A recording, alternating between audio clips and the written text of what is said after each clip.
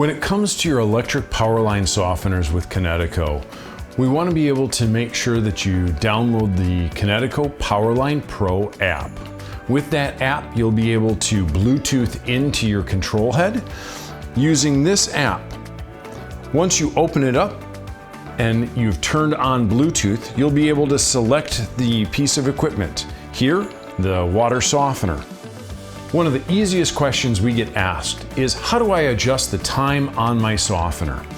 Once you've opened the app and you're in the dashboard, all you have to do is click on the time of day and click OK to time of unit, and you're going to notice that it's changed here and changed on your piece of equipment. Very easy, very simple to do. While you're on the dashboard, you're going to see a lot of information about your unit. One of the other questions we get asked is, hey, I ran out of salt and now I need to manually regenerate the softener.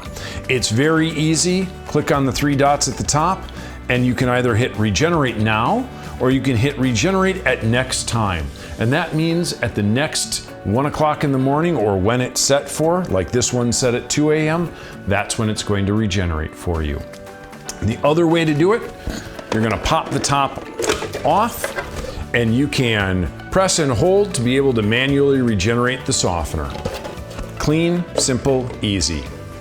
The other question that we get is, how do I bypass the equipment if there is something wrong?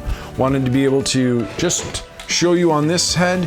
You take the inlet and again, turn that valve towards the outlet, take the outlet valve and turn it towards the inlet. They'll be pointing at each other. That's in bypass.